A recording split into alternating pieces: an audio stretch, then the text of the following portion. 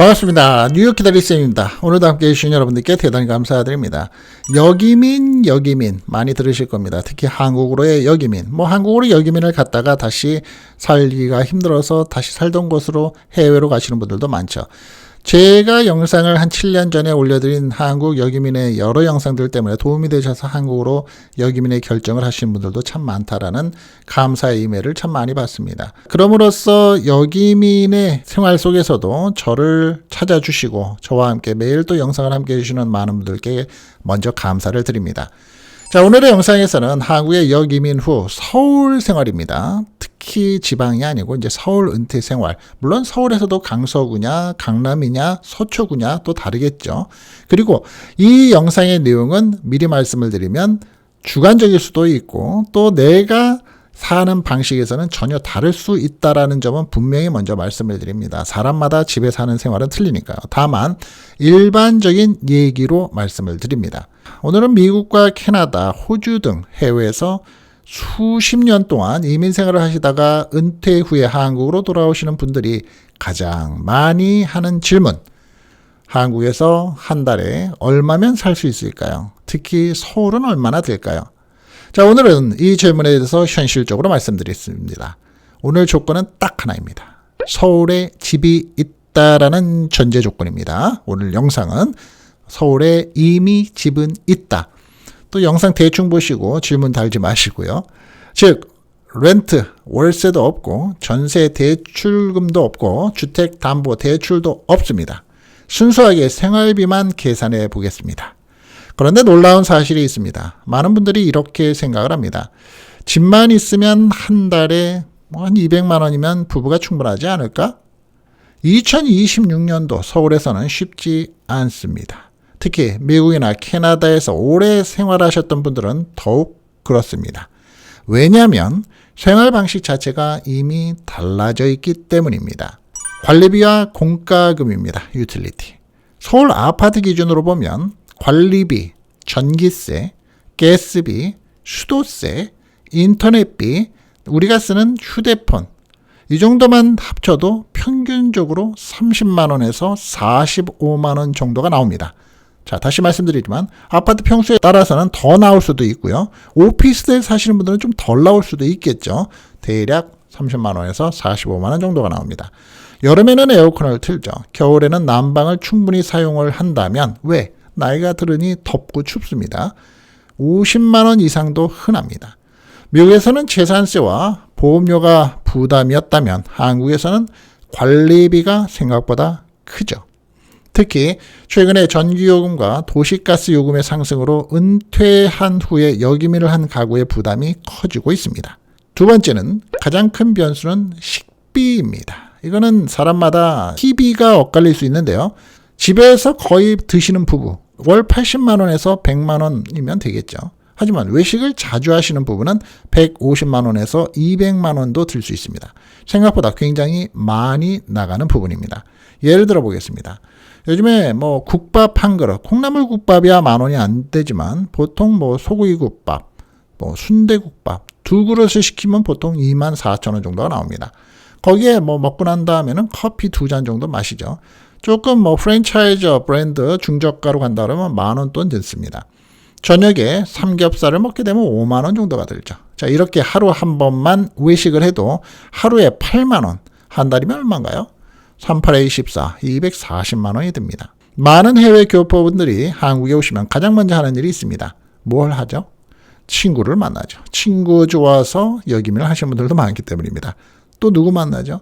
시시때때로 이런 여름철이면 휴가를 같이 가자고 해서 친척도 만납니다.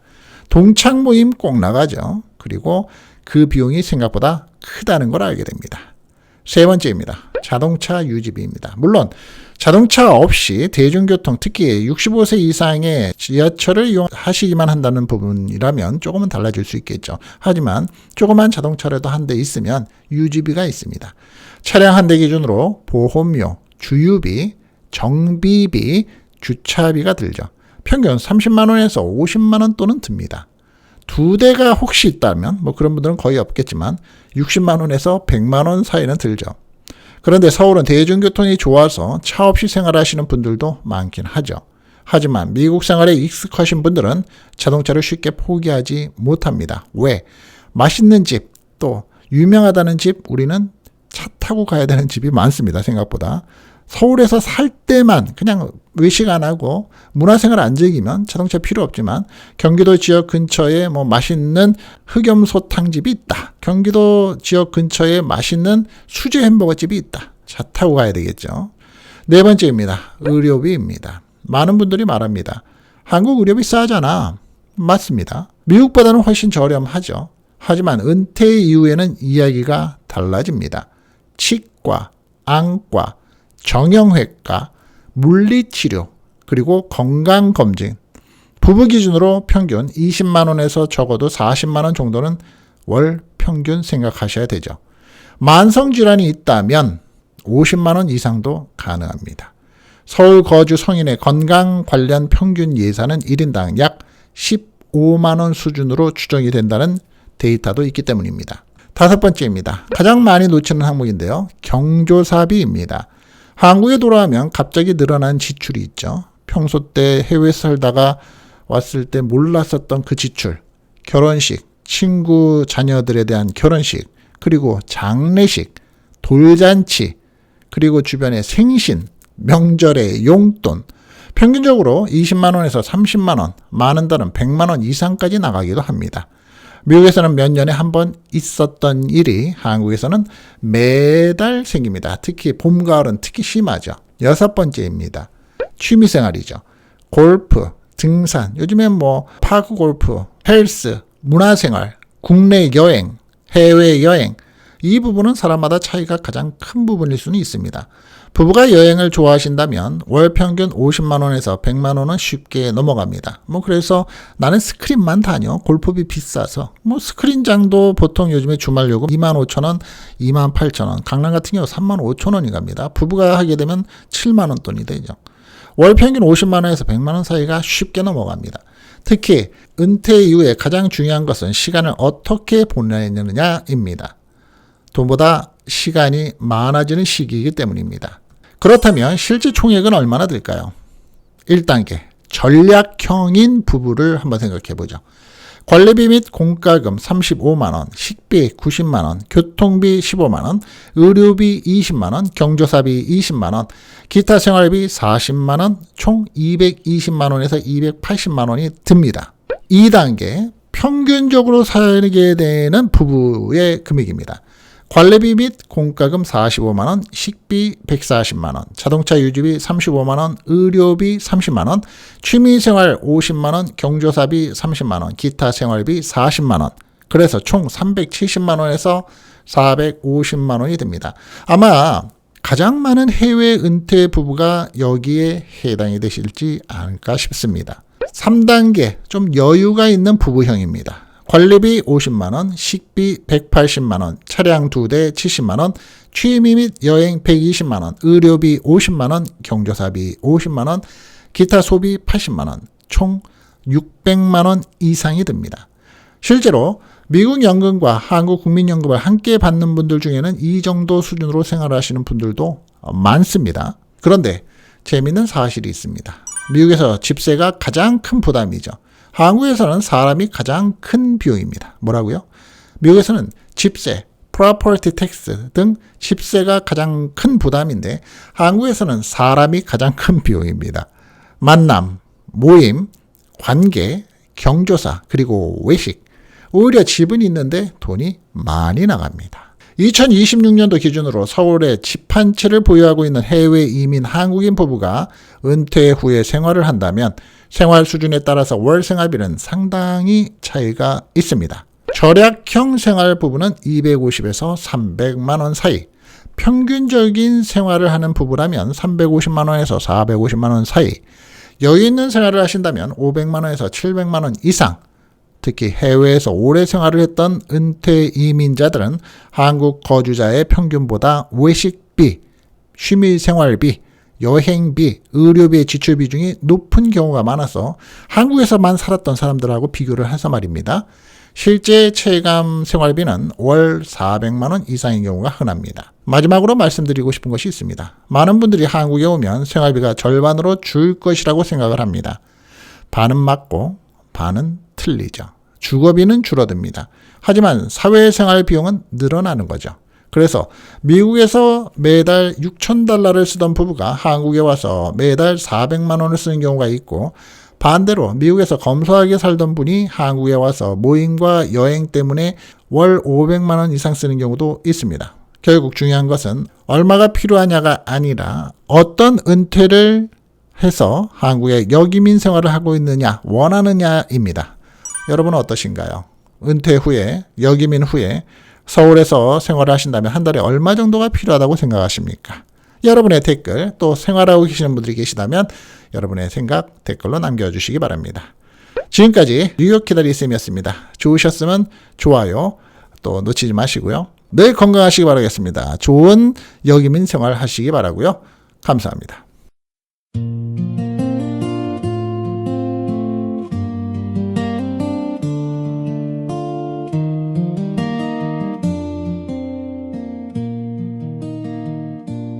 낯선 공항 문을 나서던 그날, 가슴 한편엔 두려움이 있었죠. 아무도 모르는 거리 위에서 꿈 하나 믿고 걸어왔죠. 서툰 말투에 고개 숙이던 날들, 차가운 겨울도 참 길었죠. 하지만 포기할 수 없었던 건 사랑하는 가족 때문이었죠. 때로는 외롭고 힘이 들어도 누군가 내 이름 불러줄 때면 멀리 떠나온 그 선택이 조금은 빛나 보였죠. 타향의 별빛 아래 우리는 살아왔죠. 눈물도 웃음도 모두 안고서 긴 세월을 건너왔죠. 고향은 멀리 있어도 마음은 늘 함께였죠. 오늘도 내일도 희망을 품고 우리의 길을 걸어가요. 어느새 흰머리가 늘어가고 아이들은 훌쩍 자라났죠. 처음엔 낯설기만 했던 이곳이 이젠 또 하나의 집이 되었죠. 명절이 오면 더 생각나는 얼굴, 보고 싶은 사람들 많지만 추억은 바람처럼 곁에 머물고 그리움은 노래가 되었죠. 인생은 생각보다 참 빠르게 계절을 지나 흘러가지만 함께한 시간 하나하나가 소중한 선물이었죠. 타향의 별빛 아래 우리는 살아왔죠.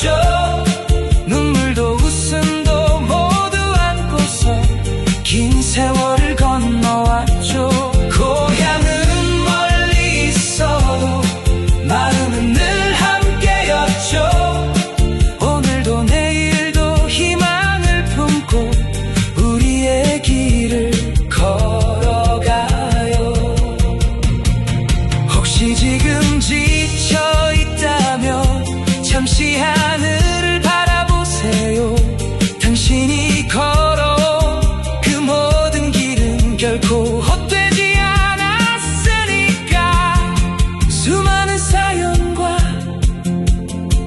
추억들이 오늘의 당신을 만들었죠. 타양의 별빛 아래 우리는 꿈을 꾸죠. 젊었던 날들의 뜨거운 마음 아직도 가슴에 있죠. 멀리서 들려오는 고향의 따뜻한 목소리, 함께 웃으며 이야기 나누는 우리의 소중한 시간. 오늘도 내일도 변함없이 여러분 곁에 있습니다. 인생의 길동무가 되어주는 뉴욕 기다리셈. 낯선 길 끝에서도 희망은 피어나고 우리의 이야기는 계속됩니다. 뉴욕 기다리셈.